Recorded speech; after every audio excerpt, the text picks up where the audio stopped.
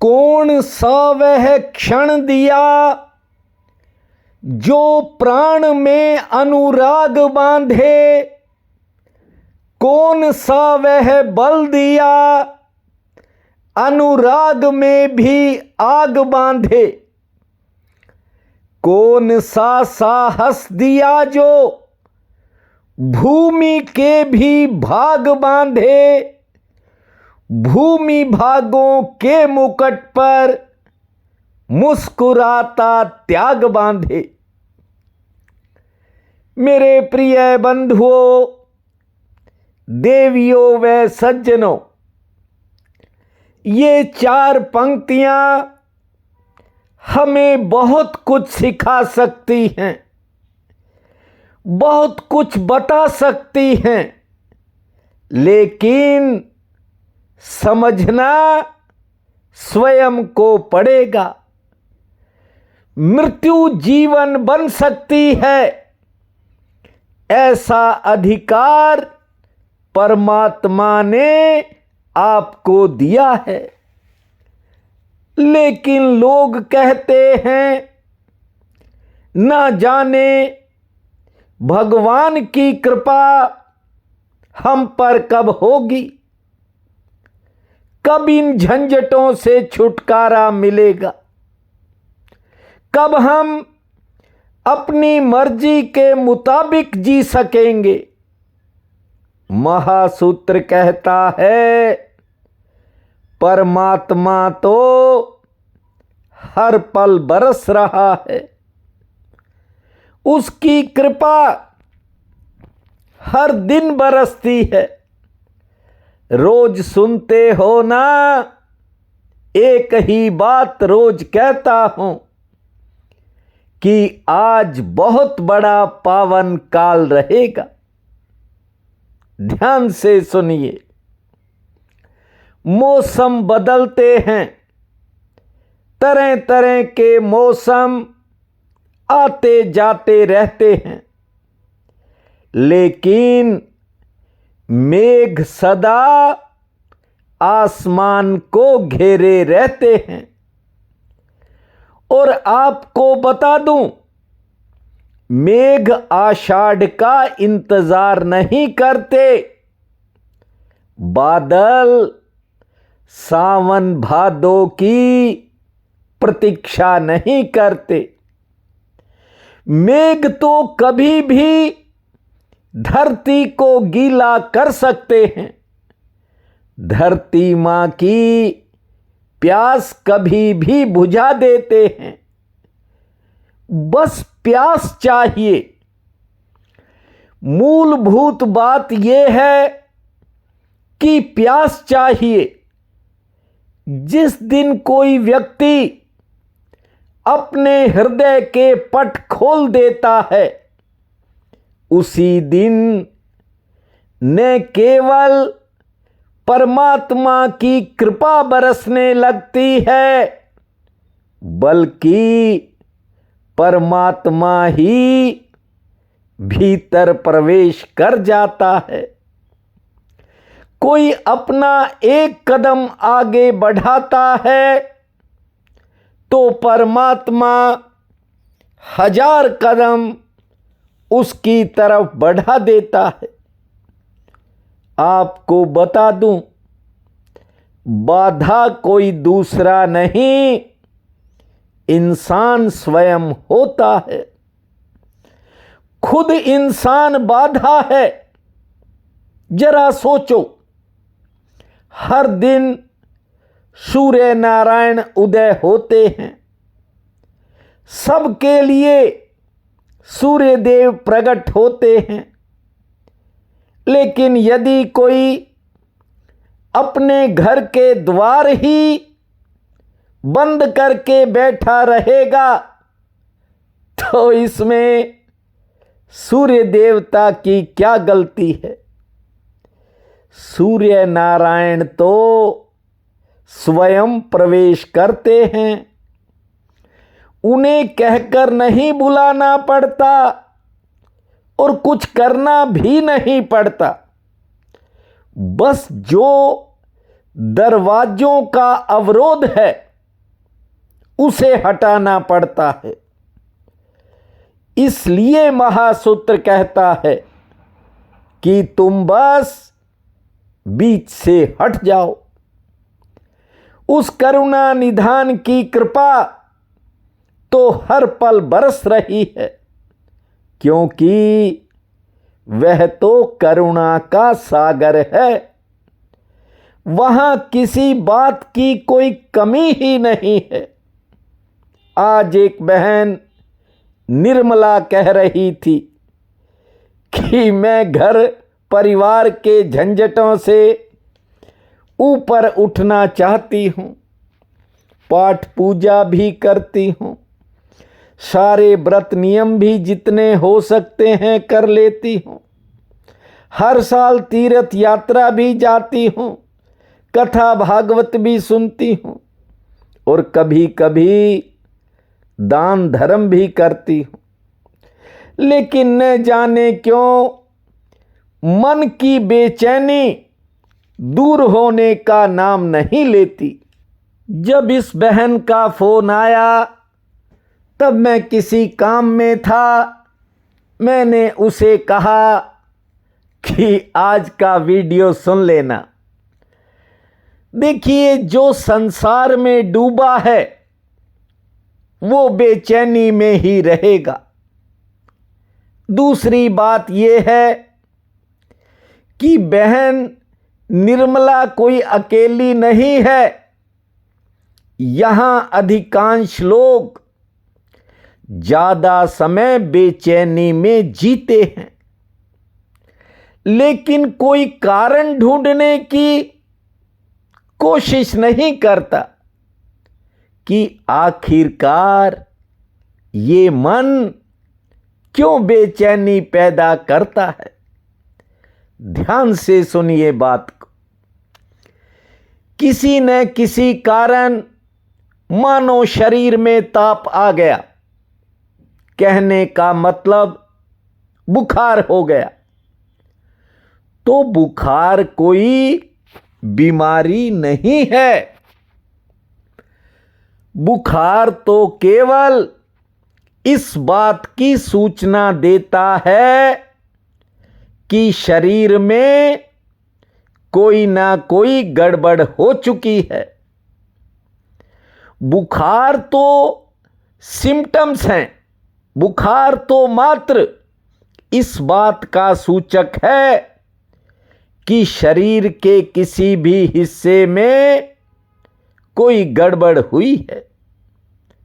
एक गोली ले लोगे या इंजेक्शन लगवा लोगे, बुखार तो 10-20 मिनट में उतर जाएगा, लेकिन जो भीतर की गड़बड़ है यदि वो ना ठीक हुई तो बुखार फिर से चढ़ जाएगा। उसी प्रकार लोग अपने मन की बेचैनी को दूर करने के लिए इधर उधर भागते हैं। कोई कथा सत्संग सुनता है, कोई हंसी के चैनल देखता है, फिल्में देखता है, कोई मोबाइल में रील्स देख रहा है, कोई होटलों में जाकर पार्टी कर रहा है।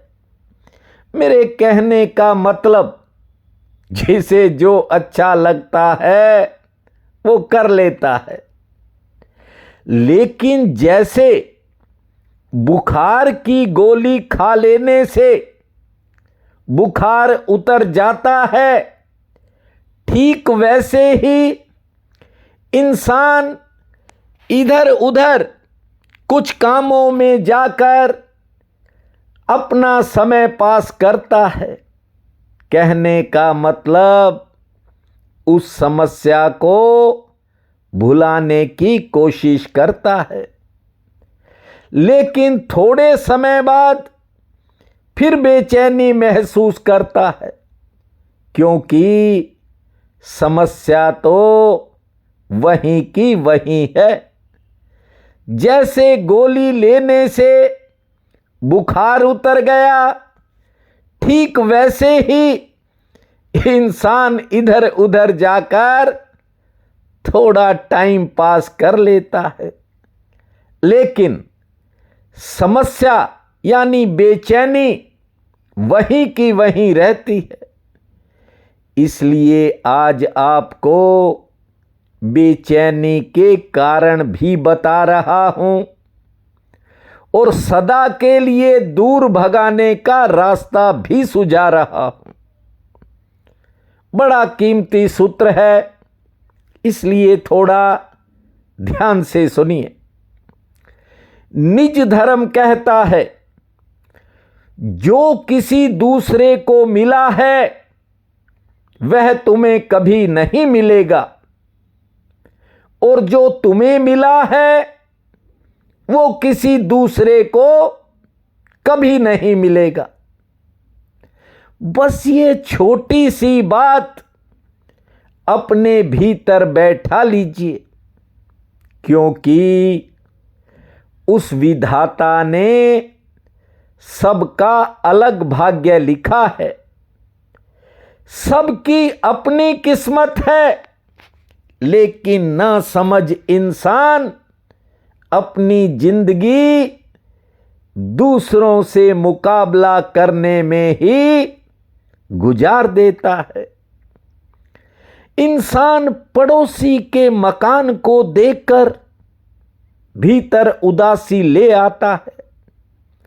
रिश्तेदार की महंगी कार देखकर लोग परेशान हो जाते हैं कि फलां रिश्तेदार ने फलां गाड़ी खरीद ली।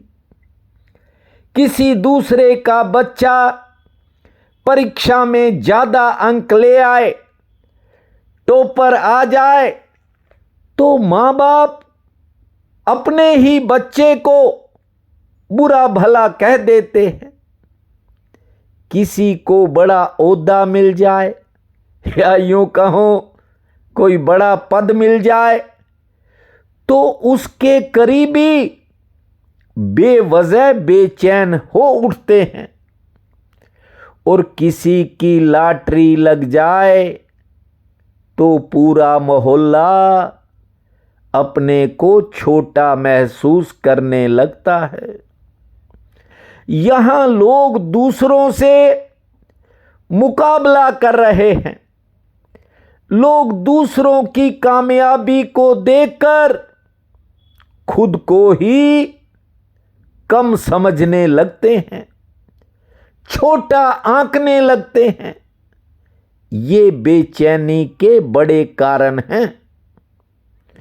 महासूत्र कहता है, ध्यान दीजिए, कि संसार में सबके रास्ते अलग हैं, सबकी तकदीर अलग है, सबका अपना अपना हिस्सा है और सबका अपना अपना किस्सा है। आप दूसरे के साथ अपना कंपैरिजन करना बंद कीजिए। संसार में हर जीव के जन्म और मृत्यु का समय तक अलग है। भले जुड़वा बच्चे पैदा हो जाएं, लेकिन दोनों के जन्म समय में कुछ फर्क होता है। इसलिए कंपटीशन से परे हट जाओ। ये प्रतिस्पर्धा का युग है, कंपटीशन का टाइम है। इसीलिए बड़ी संख्या में लोग डिप्रेशन में जा रहे हैं। महासूत्र कहता है, अपने पर और अपने रास्तों पर ध्यान देना शुरू करो। सबसे जरूरी बात यह है कि अपने आप पर भरोसा रखने की आदत बनाओ। देखना, एक दिन तुम्हें करुणा निधान भूमा भगवान पर भी भरोसा होने लगेगा। निज धर्म कहता है, जब भूमि तैयार हो जाती है तो बीज परमात्मा वो ही देता है। आप अपने हृदय को तैयार करो, उसकी कृपा तो हर वक्त बरसती है। आज ज्येष्ठ अधिक मास कृष्ण पक्ष की सप्तमी है। बहुत बड़ा पुण्यकाल रहेगा। उठते ही धरती माँ को प्रणाम करना, 7 बार लंबी श्वास छोड़ना, 27 बार ताली बजाना, 4 मिनट शांत बैठने के बाद खुले आसमान को निहारना, सूर्य नारायण को मीठा जल अर्पित करना, 2 रोटी पुण्य में लगाना और संध्या के समय ठाकुर के चरणों में एक ज्योत जलाना। भूमा भास्कर पूरी आस्कर, इस महामंत्र को जपना। समय आपका भाग्यशाली रहेगा। प्रिय बंधुओं व मातृदेवी शक्तियों, आज 7 जून दिन रविवार है। आप सबको मेरा नमस्कार है। आज का राशि फल इस प्रकार है। मेष, आज घर परिवार में सेहत से संबंधी कोई चिंता मन को घेरेगी। हालांकि रुका हुआ कोई काम किसी के सहयोग से गति पकड़ेगा। संतान संबंधी कामों में सफलता मिलेगी। आमदन के लिए समय मध्यम श्रेणी का रहेगा। वृषभ, आज कार्य क्षेत्र में काम का दबाव रह सकता है, लेकिन आमदन के लिए दिन ठीक है क्योंकि कारोबारी सितारे बेहतर हैं। यात्रा संबंधी कोई योजना बन सकती है। सेहत आपकी ठीक रहेगी। मित्रों से मिलन का योग है। मिथुन, आज अचानक किसी नए खर्च से सामना होने के संकेत हैं। हालांकि आमदन का भी कोई नया रास्ता दिखाई पड़ेगा। घर परिवार में कोई नया खर्च हो सकता है। सेहत पक्ष ठीक है। किसी रुके हुए काम में गति आएगी। कर्क, कार्य क्षेत्र में अचानक कोई जो व्यस्तता है वो बढ़ सकती है। संतान संबंधी कामों पर, घर परिवार पर कोई नया खर्च भी होगा। कार्य क्षेत्र में थोड़ा उतार चढ़ाव रहेगा व्यापार के अंदर, और आज कोई नई खरीदारी होने का योग है। सिंह, आज थोड़ा समय संघर्षपूर्ण रह सकता है मानसिक और शारीरिक रूप में। आमदन के लिए समय ठीक रहेगा। सेहत भी ठीक रहेगी। मेहमान आ सकते हैं और कोई पुराना काम बनने के योग हैं। कन्या, कुछ नया करने का मन करेगा। कहीं जाने का अवसर मिलेगा। मन में विचारों की उथल पुथल रहेगी। कारोबारी सितारे ठीक हैं। सेहत पक्ष आज थोड़ा प्रतिकूल है। खान पान में ध्यान रखें। तुला, आज कार्य क्षेत्र में काम आसानी से निपटेंगे। किसी करीबी से मिलन का योग है। कोई पुरानी योजना आगे बढ़ेगी। घर परिवार में किसी बात को लेकर विचारों का टकराव हो सकता है। धैर्य से काम लेवें और आज कोई पुरानी उलझन भी दूर हो सकती है। वृश्चिक, आज किसी विशेष काम में कहीं जाना पड़ सकता है। समय भी और धन भी दोनों खर्च हो सकते हैं। व्यापार में आमदन ठीक होगी। अच्छा समाचार आने का योग है। सेहत भी लगभग ठीक रहेगी। धनो, आज कोई घर परिवार से जुड़ी परेशानी मन में थोड़ा उतार चढ़ाव पैदा करेगी। इसी कारण मन थोड़ा उदास रह सकता है, लेकिन सेहत आपकी ठीक रहेगी। कारोबार से आमदन ठीक होगी और कोई पुराना काम बनने के संकेत हैं। मकर, आज किसी दूसरे का काम आपके किसी जरूरी निजी काम को प्रभावित कर सकता है। इस दिशा में थोड़ा ध्यान रखें। आज आमदन के लिए समय शुभ रहेगा। किसी करीबी से कहा सुनी का भी योग है, ध्यान रखें। लेकिन आर्थिक लाभ मिलने से मनोबल बढ़ेगा। कुंभ, आज नौकरी पेशा लोगों के काम आसानी से निपटेंगे। कारोबारियों के मन पर थोड़ा दबाव रह सकता है क्योंकि कारोबार में दौड़ धूप बढ़ सकती है। सेहत संबंधी कोई घर परिवार में चिंता सामने आ सकती है। वैसे आमदन के लिए समय शुभ रहेगा। मीन, किसी पुराने साथी से मिलन के संकेत हैं। यदि कोई लेन देन का काम है तो उसमें आज आपको राहत मिलेगी। किसी रुके हुए काम में गति आने का भी योग है। सेहत पक्ष ठीक है और अचानक कोई यात्रा भी हो सकती है। आज का ये दिन आप सबके लिए अति शुभ फलदायी हो, यही मेरी कामना है। आप सबका बहुत बहुत धन्यवाद।